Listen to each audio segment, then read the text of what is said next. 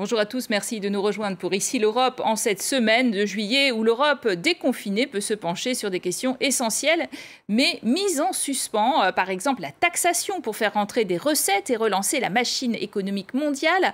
Un taux d'au moins 15% pour les multinationales a été approuvé à l'OCDE le 1er juillet. 130 pays et juridictions ont adopté un nouveau plan pour réformer le système fiscal international. Et nous en débattrons à Bruxelles dans notre seconde partie en compagnie de Public Sénat. Et puis, question de fond aussi que nous allons traiter tout de suite, la migration suspendue depuis le confinement qui revient sur le devant de la scène. Et nous en parlons avec le haut-commissaire des Nations Unies pour les réfugiés, l'italien Filippo Grandi. Bonjour Monsieur Grandi, en duplex avec nous depuis Genève, entré en fonction en 2016. Vous êtes en charge d'une institution qui a pour mission de sauver des vies et de protéger le droit des réfugiés, de construire un avenir meilleur. Alors, ces réfugiés ont augmenté, 82 millions, c'est autant que la population de l'Allemagne. En pleine pandémie, effectivement, vous demandez à ce que les efforts de lutte contre le Covid et de redressement économique s'appliquent aussi aux réfugiés. L'Union européenne contribue-t-elle suffisamment à cet effort ? Alors, il faut faire une distinction ici. Il y a l'aspect santé. Et je pense que chaque pays comprend, tous les pays ont compris que si on n'inclut pas tout le monde dans les réponses sanitaires, que ce soit la distribution de masques jusqu'aux vaccinations, le risque retombe sur tout le monde. Donc, il n'y a pas de problème d'inclusion de réfugiés, par exemple, dans les vaccinations. Le problème, c'est le manque de vaccination. N'oublions pas que sur ces 82 millions que vous avez mentionnés, le 90% se trouve dans des pays pauvres ou à revenus moyens. C'est les pays qui ont reçu très peu de vaccins. C'est pour ça que je salue les efforts du président Biden, de certains chefs d'État, de gouvernement européens qui ont dit qu'il faut donner plus de vaccins à ces pays parce que si on ne donne pas plus de vaccins, les réfugiés vont être exclus tout comme tout le monde. Donc c'est un effort qui doit être intensifié parce que l'inégalité dans la distribution de vaccins continue à être plutôt scandaleuse dans le monde. Alors, on a constaté justement, avec cette pandémie, une moindre circulation des flux migratoires en Méditerranée orientale et une forte augmentation en Méditerranée centrale et Europe de l'Est. Pour ce qui est de l'Union européenne, 47 000 franchissements depuis le début de l'année, c'est 2 fois plus qu'en 2020 en fait. La proposition d'un pacte global pour la migration qui est faite par la Commission européenne ne parvient pas à remporter l'adhésion des 27. Est-ce que vous déplorez cette absence de politique migratoire européenne ? Oui, je la déplore. Mais vous savez, déplorer n'est pas suffisant. Il faut travailler pour essayer d'arriver à un consensus. Je rentre, comme vous le savez, de Paris, où j'ai passé quelques jours. J'ai eu des entretiens avec les autorités françaises et j'ai fait la même chose dans plusieurs autres pays dans les derniers mois. Bien sûr, la question du pacte est une question européenne. Le pacte, c'est une proposition que la Commission a faite. Ils nous ont consulté beaucoup avant de le préparer. Nous pensons que cette proposition est bonne. Elle n'est pas parfaite, mais elle est bonne. Et vous savez, l'équilibre que l'Europe doit trouver, c'est entre les exigences des pays frontaliers, des pays côtiers surtout, qui reçoivent la plupart des réfugiés et qui demandent une solidarité des autres pays, et la demande des autres pays qui disent très bien la solidarité, mais vous, pays frontaliers, vous devez gérer mieux le flux à vos frontières. C'est une question d'équilibre entre ces deux dynamiques, ces deux exigences. Je pense personnellement que c'est possible, mais ça a été extrêmement difficile. Le Covid, la pandémie n'a pas simplifié les choses, mais si l'Europe progressivement sort de cette crise, il faut se pencher sur cette solution parce que sans solution, on va continuer à avoir des drames humains et politiques aux frontières de l'Europe. Le Bureau européen d'appui en matière d'asile s'appellera désormais Agence de l'Union européenne pour l'asile. Les députés européens et représentants des 27 pays ont signé mardi 29 juin un accord pour créer cette nouvelle agence qui va disposer d'un mandat renforcé. Vous applaudissez cette initiative ? J'espère que cette agence va pouvoir mettre en œuvre une politique véritablement commune de l'Europe en matière de migration et de réfugiés et d'asile. Cela n'est pas encore le cas, je vais vous dire. Les États individuels, je viens de discuter en détail avec les autorités françaises. La France a un très bon système d'asile, par exemple. Le problème, c'est que l'Europe, dans son ensemble, est très inégale de ce point de vue. Alors, il faut faire un effort. Cette agence, c'est une opportunité de le faire. Et si j'ose dire aussi, j'espère que l'Europe va aussi modérer certaines attitudes.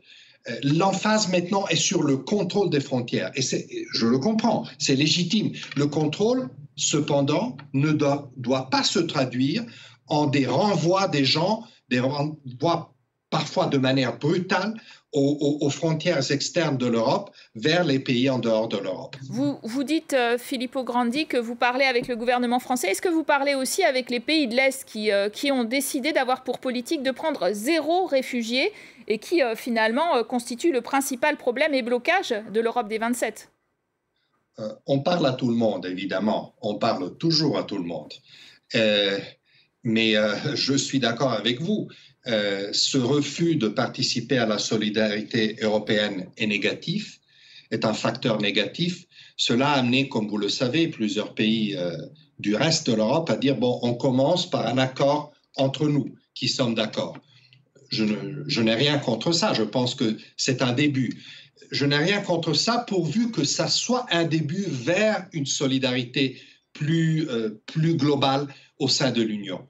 Mais il faut bien commencer quelque part. On ne peut pas se réduire une fois de plus pendant les mois qui restent dans cet été, qui vont être certainement chauds de ce point de vue. On ne peut pas se réduire une fois de plus à cette négociation bateau par bateau que j'ai mentionné beaucoup de fois dans les médias. C'est une négociation terrible parce que ça force souvent les bateaux qui amènent les gens sur les côtes européennes à flotter dans la mer pendant des semaines entières et ça cause, puisque ces négociations sont très visibles, elles causent des tensions politiques absolument non nécessaires dans plusieurs pays de l'Union. Donc j'espère qu'au moins il y aura un accord entre certains pays et puis que finalement cet accord puisse être l'embryon, si vous voulez, d'un accord plus vaste fondé sur ce pacte proposé par la Commission européenne. Alors c'est vrai que les pays de première arrivée sont toujours sous pression. C'est le cas de la Grèce où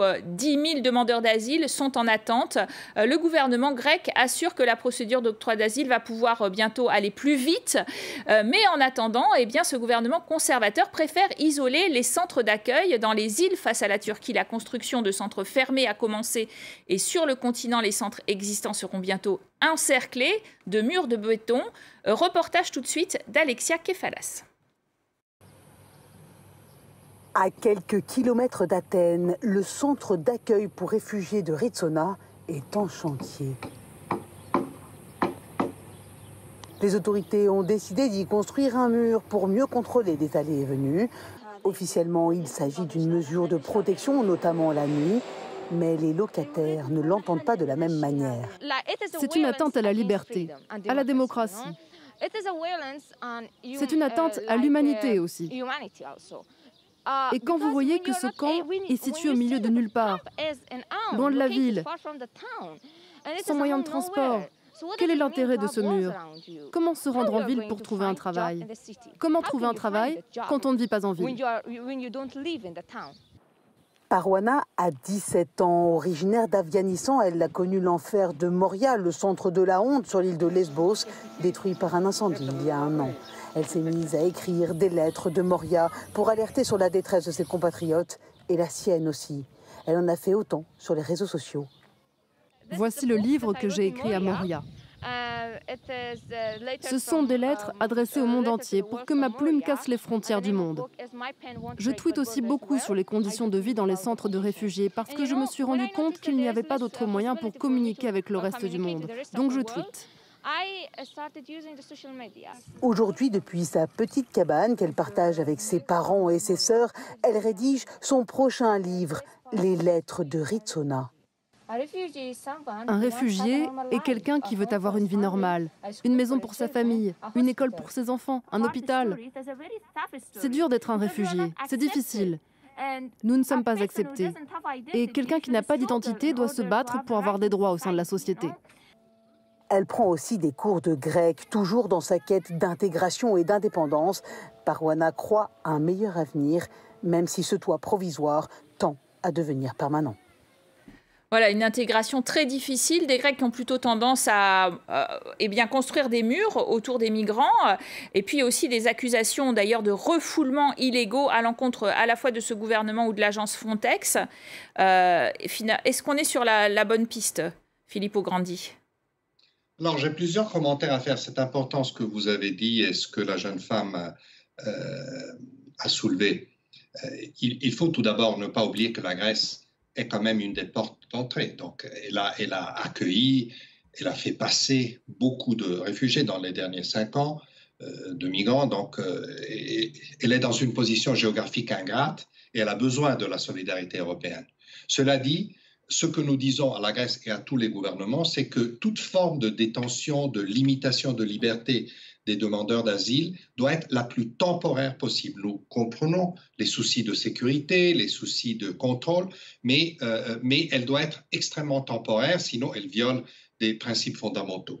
Deuxièmement, c'est la question de l'intégration. Il y a un certain nombre de personnes qui arrivent en Grèce et qui veulent rester en Grèce. On a toujours encouragé la Grèce à faire plus pour que ces personnes puissent s'intégrer à la société. Et ceci n'est pas seulement valable pour la Grèce, mais pour tous les pays européens. L'intégration est le meilleur antidote à l'irrégularité, au risque que éventuellement ces populations en état irrégulier pourraient poser au reste des communautés. Et troisièmement, l'Europe n'a pas eu beaucoup de succès dans sa politique de relocalisation. Les États se sont penchés sur ça il y a quelques années. Ils ont dit on va prendre un certain nombre de personnes qui arrivent en Grèce et en Italie. Bon, la France a fait beaucoup dans ce domaine, mais quelques autres pays ont fait des gestes. Il faut faire plus. Il faut partager ce fardeau, cette responsabilité. Vous savez, je dis tout ça parce que les routes changent, vous avez dit au début. Maintenant, c'est la Méditerranée centrale.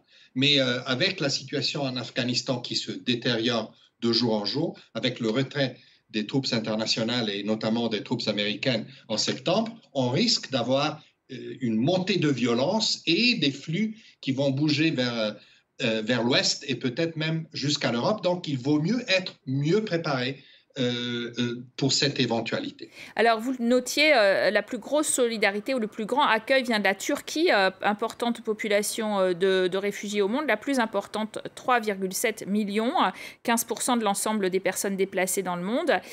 Cette Turquie, elle a signé un pacte migratoire en 2016 avec l'Union européenne pour retenir sur son sol contre d'ailleurs un financement de l'Union européenne ces réfugiés. Elle ne traite pas toujours très bien, notamment les Kurdes. Est-ce que pour vous, c'est un problème ? Le pacte, comme vous l'appelez, l'accord entre l'Union européenne et la Turquie, c'est un accord bilatéral qui nous a jamais inclus. Mais bien sûr, on a donné notre avis sur cet accord. Et prévoit quand même que les gens qui pourraient être à risque s'ils sont rapatriés en Turquie, ne le soient pas. Et toute évolution de cet accord doit absolument conserver cette clause et cette modalité. Alors ensuite, que l'Europe aide la Turquie me semble tout à fait légitime et tout à fait juste, parce que la Turquie, comme vous l'avez dit, héberge presque 4 millions de réfugiés. Il y a les Syriens, mais il y a aussi les Irakiens, il y a de plus en plus d'Afghans, donc la Turquie fait un travail très important. Je vous signale aussi, je profite de cette question pour vous dire qu'il y a aussi plus à l'est l'Iran, qui héberge aussi des millions de réfugiés afghans et qui est, pour des raisons politiques que nous connaissons, sous sanction dans une situation économique difficile, a été frappé très durement du Covid. L'Iran aussi, du point de vue humanitaire, demande plus d'attention et plus de ressources. Si l'Europe et les autres pays ne font pas ça, on risque de ne pas pouvoir stabiliser ces flux et que ces flux finissent par arriver aux côtes européennes. Selon la loi, tout demandeur d'asile au Danemark sera, une fois sa demande enregistrée et à quelques exceptions près, comme maladie grave, envoyé dans un centre d'accueil en dehors de l'Union européenne. Nouvelle loi donc danoise. Votre avis sur cette externalisation de la prise en charge des réfugiés ? Donc, du point de vue juridique, c'est très complexe, mais je pense que pour un pays européen, pour l'Europe, de dire que personne ne peut arriver sur le territoire européen et demander l'asile et y être accueilli comme demandeur d'asile pour que sa demande soit analysée selon les normes internationales, ce geste est vraiment, vraiment dangereux pour le principe de l'asile globalement. Donc, nous sommes très négatifs à cet égard. Nous avons dit que nous ne sommes pas d'accord avec cette direction et parce que nous pensons que ça va affaiblir toute la construction globale de l'asile autour de laquelle, je le rappelle, mon institution a été créée. Mon institution est responsable pour que ce principe fondamental du droit international et cette valeur fondamentale de la solidarité globale soit respectée. Externaliser l'asile va le tuer. Merci Filippo Grandi, en tout cas, d'avoir été notre invité sur ce sujet. On l'entend sensible. On reste évidemment sur nos antennes pour parler cette fois-ci d'un autre sujet, la taxation internationale. L'OCDE a approuvé depuis le 1er juillet un taux d'au moins 15% pour les multinationales. Et ça ne fait pas forcément, évidemment, l'affaire de tous les Européens. On en parle tout de suite avec Marie Brémaud de Public Sénat.